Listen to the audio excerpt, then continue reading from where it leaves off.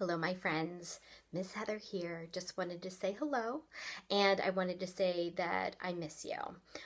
It's kind of weird not being together. Normally, we get together, we have our fun free play time in the morning where we dress up and we do Play-Doh and we do different things on the tables, and we use those cardboard building blocks, and we use those wooden blocks, and we use tools, and you guys really enjoy that and enjoy playing with one another and trying to figure out what it is that you guys are interested in.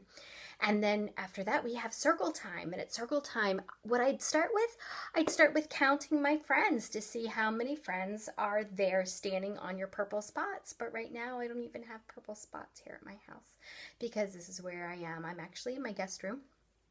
That's where I just thought would be best to record today. And we don't have our calendar here, so I'm not going to review the calendar. I know I did that once, and I'll do it again soon when April comes around. Because unfortunately, we're not going to be getting together at the beginning of April like I had originally hoped we would. So I just wanted to say hello to all of my friends, and I wanted to say that this presentation is going to be a little bit different. We're not going to be talking about a community helper. We are going to be talking about the subject of autism. I'm going to read you a book about autism. And I wanted to show you, I'm wearing a shirt that I made that says, "In a world where you can be anything, be kind." And do you see that ribbon right there? It looks like it's a puzzle. So that is an autism awareness ribbon. So I wanted to give a little story and information about autism because today, at least the day that I'll be sending this to you, Thursday, April the 2nd, is Autism Awareness Day. Autism is a developmental disorder that affects people's brains and gives them some strengths and some challenges. Oftentimes it affects their way to communicate, so maybe they can't talk the same or they have different things that they want to talk about. And it can impact their ability to relate to other people. So because it is Autism Awareness Day, and I like doing things about different holidays and celebrations, so I thought I would read you guys a book that says Autism Is. So unfortunately, I couldn't get a copy of this in time in person, so I'm going to be holding up a screen and showing you this on my son's Kindle. So Autism Is. And so I'm going to flip this. So here we have a picture, and this is a boy, and he is with his grandmother. This is his grandmother who's holding his hand, and this is a friend of his grandmother's. So you can see them all getting together and talking. So it says, "While talking to her friend one day, I heard my grandma talk and say that I was just the greatest lad, and that it's autism that I had." So here he is wondering, what does that mean? She talked some more, and again I heard her use that mysterious autism word. Now what, I wondered, could this be? My grandma said was part of me. So here we have just a little scene of what's going around. You see a dog walking down. It's just a little neighborhood area. It says, "I pulled her sleeve and she bent down, and asked me why I wore a frown." Everybody try frowning. It's kind of hard to do. It's a lot easier to smile. She knew that something was amiss when I shouted, "Autism is." She smiled and told me not to worry or get into a great big flurry. That night before I'd go to bed, she would explain. Here's what she said. So here we have a picture of Grandma explaining to him what autism is about. It says, "You have a very special brain that can move faster than a train." So here you have a picture of a train, and it says toot toot, and you see the dog running, and you see, it looks like maybe it is that boy who is driving the train. So this again, she's talking about his brain. It tells your body to move about, so you will spin and jump and shout. So here's pictures of him doing those things. He's spinning, he's jumping, and he's shouting. So spinning is one behavior that some people with autism might do. They need some kind of input. So they might spin or jump or expend or have some energy come out in different ways.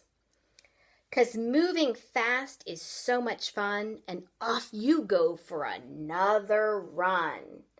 So some people with autism have a lot of energy, and so they need to get that energy out. So sometimes running, as I said, spinning, flapping, different things. It says your brain sends signals to your ear, so the tiniest little sounds you hear. So look, there he is, and there's a grasshopper, it looks like, on a flower, and the grasshopper says, chirp. But that noise might be overwhelming because sometimes kids can be extra sensitive to loud noises around them. Your eyes see more than I can see and never miss an ant or bee. And here we have him just paying attention to his surroundings in maybe a way that other people wouldn't. He's noticing the small things. Although I'm thinking some of my friends might notice a bee because, bees can be a little scary. Your brain just loves to learn to read and remembers words like centipede. So there he is learning, and he is reading all about centipedes. Ooh, not a big fan of centipedes. My son has a lizard, and we have to feed the lizard mealworms and crickets. So I'm embracing different insects, but they're not my favorite. Back to the book. It wants you to learn and understand, so you explore things without end. Here he is just trying to examine and know more. Sometimes you get a little tired because your brain has been so wired. So here he is, look, he needs a break. So that's really true. A lot of people with autism spend so much time and energy trying to contain themselves and trying to act the way they think they should act, that it takes a lot of energy and it exhausts them when they're trying to do that. So it says, from all you see and hear and do, and all the running and jumping too. So they gave him a trampoline so he can get some of his energy out that way. He likes to jump. It says, so you might start spinning, lie on the ground, or make a great big yelling sound.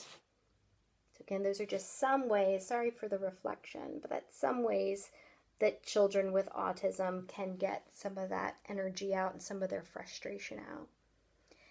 That's how it is you let me know you need a calm, safe place to go. So look, so he's got a little tent or a little quiet place that he can go to maybe calm down without a lot of other distractions happening. Your brain works in a different way from friends at school, but that's okay. So here we have him kind of standing apart from a group of friends, but hopefully he's included. All kids are different. That's a fact. And this is just the way you act.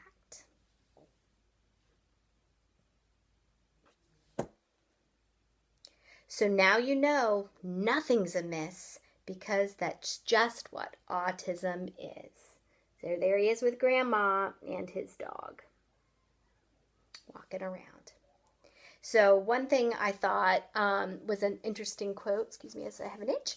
It says, someone said, if you have met one person with autism, you have met one person with autism, because autism affects everybody differently who has it. And so anybody on the autism spectrum can have a wide variety of behaviors. They can behave very different. Everybody is an individual. So just because you've met one person with autism doesn't mean that you understand autism. So I just wanted to give you a little lesson. I read this book about autism. I hope you found it interesting. And I wanted to again show you my little autism support shirt that I made. And I do think it's very important in a world where you can be anything, be kind. I miss you all.